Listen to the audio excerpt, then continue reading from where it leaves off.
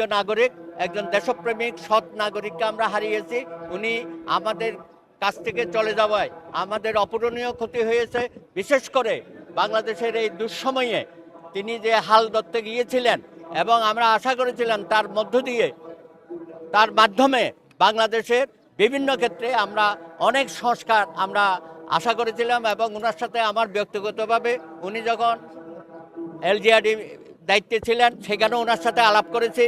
উনি ভূমি মন্ত্রণালয়ের দায়িত্বে ছিলেন। বাংলাদেশের ভূমি সংস্কারে ওনার কাছ থেকে আমরা অগ্রণী ভূমিকা আশা করেছিলাম। ওনার অসমাপ্ত কাজ যাতে আমরা সকলে মিলে সমাপ্ত করতে পারি, সেই লক্ষ্যে আমরা ঐক্যবদ্ধভাবে কাজ করে যাব। তার যে আদর্শ আমাদের মাঝে রেখে গেছেন সেই আদর্শ আমরা সুপ্রতিষ্ঠিত করতে পারবো। এবং তার মৃত্যুতে আমরা একদিকে যেমন মর্মাহত হয়েছি, আমরা মনে করি আজকে এই যে অপূরণীয় ক্ষতি এবং শোক, সেই শোককে আমরা অবশ্যই শক্তিতে পরিণত করতে পারবো। তার সাথে তো আমার প্রায় 40 বছরের সম্পর্ক। আমরা যখন তরুণ এখানে অংশগ্রহণ করেছি তখন থেকেই আমাদেরকে অত্যন্ত স্নেহ দৃষ্টিতে দিয়েছেন। অনেক আইনের ব্যাখ্যা তার কাছ থেকে আমরা পেয়েছি। উনি যার পেছনে আমরা বসে থাকতাম, তার কাছ থেকে আমাদের অনেক শিকার আরও অবদান উনি আমাদের কাছে রাখতে পারতেন। এবং সবথেকে বড় কথা হচ্ছে এত মানবিক তিনি ছিলেন। আমরা যখনই কোনো প্রবলেমে পড়েছি, ধর্মীয় সংখ্যালঘু বিষয়েও তিনি আমাদেরকে যত সহযোগিতা করেছেন।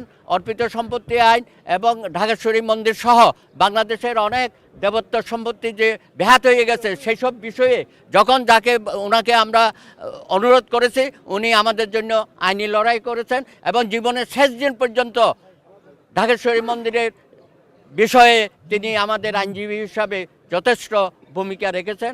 আমরা আশা করি যে তার যে ভূমিকা আমরা সাহস পেয়েছি, আগামী দিনও আমরা তাকে স্মরণ করে আমাদের এই আইনি লড়াইয়ের বিষয়গুলো আমরা এগিয়ে নিয়ে যাব। আপনারা জানেন তিনি আমাদের ঢাকেশ্বরী জাতীয় মন্দিরের উপদেষ্টা ছিলেন।